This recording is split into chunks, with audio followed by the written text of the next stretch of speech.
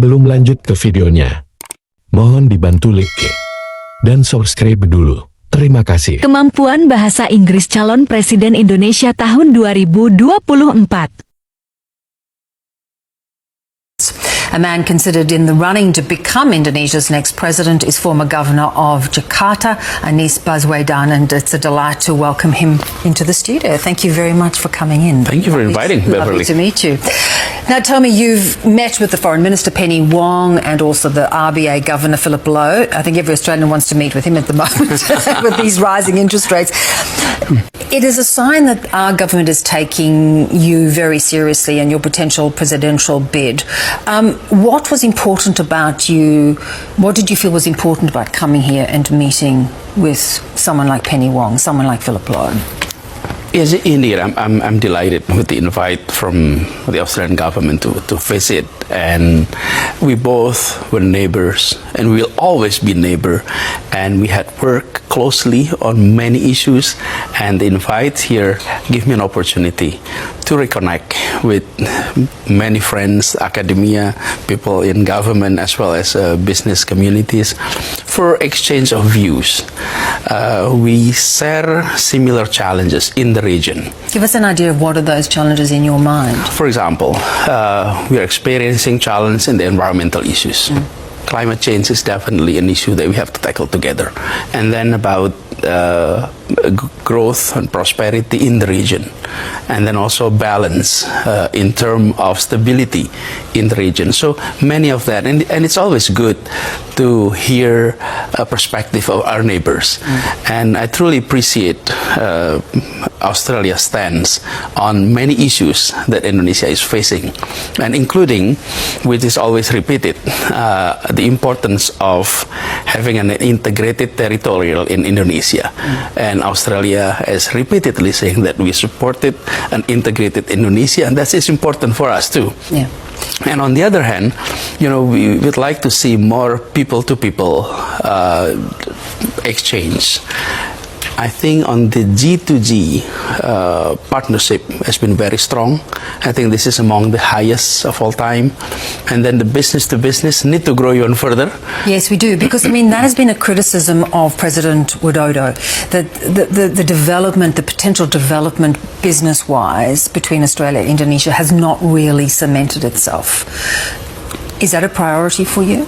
I think so. I think we would like to see more business engagement between Indonesia and Australia. If I'm not mistaken, Indonesia is ranked 13th as Australia business partner.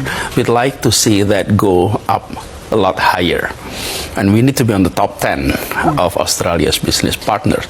And for that, I think we really need to start not only just inviting Australians to come and invest in Indonesia, or we import more from Australia. But I think it's also important to underline that harvesting partnership in business, partnerships in government relationship need to start from people-to-people engagement. Thank you very much indeed for talking to Al Jazeera. General Prabowo Subianto, you have lived through and experienced at the highest levels the turmoil that Indonesia has been through in the last 15 or so years. As you look back, what do you think about the changes that have happened here? There's a new awareness of proper political process, but we are still far from what we need to achieve. Yeah.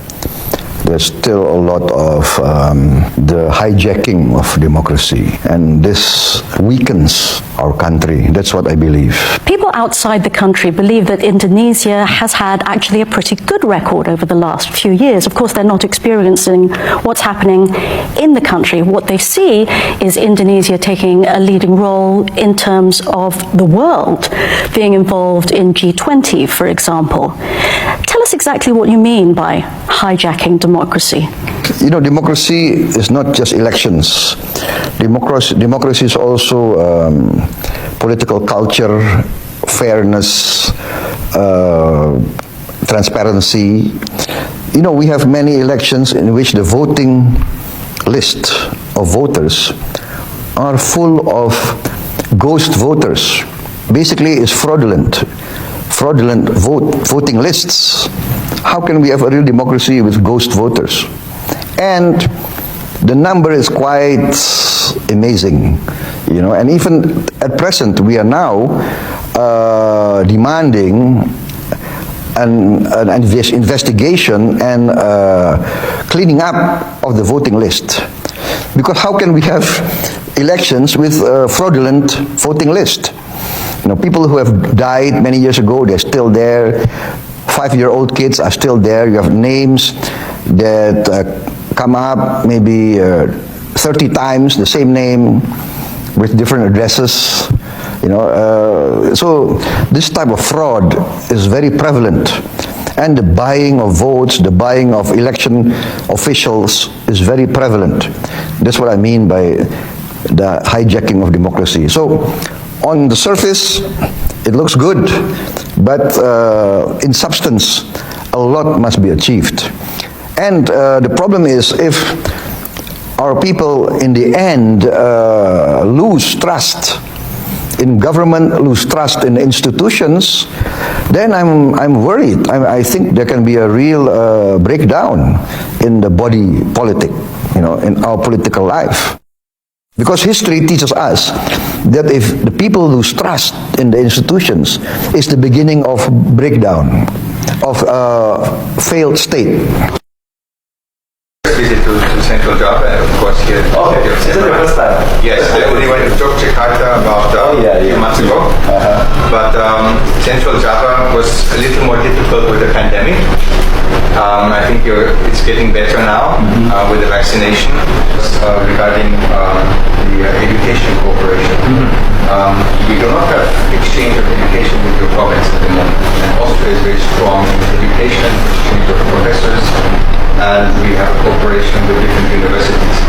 So I was hoping maybe also your education department could send some information to see if we can continue cooperation on this level.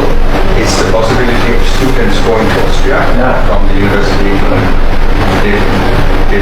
Nigorod, I think.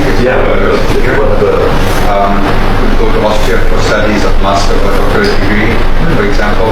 And we have an exchange program that is always very successful, and that could be an interesting option also for your region, because it's something which we try to support. We try to continue this cooperation and expand it. We're very strong already. Honorary Consul knows in Yogyakarta, very strong cooperation already. And I thought maybe we could expand also to you, to the city. From Central Java, we can send some of the teacher, or maybe I can find your expert from Australia to Central Java. Come here and develop something like training for trainers. Yes, exactly. Which is the best one? The best one, what we do first is normally that they come here and they build up the vocational training center, teach them, and after that there's exchange possible. First they build it up here to improve the quality of the workforce and the quality of education. Okay. Maybe my staff can follow with your staff. Yes. And then we can decide about the training for trainers, for the teacher and some of the student. And then after this, we can send some of student or teacher to the Australia. And then we come back and develop a new system, I think, for the some of school in Central Java. So I want to learn from their experiences in Australia, the relation between the school and industry. Exactly. I hear from Australia and German that we have what you call we call it a dual education system. Dual education system, and you have something like a teaching industry, something like this. Yes, we combine 15, 16-year-old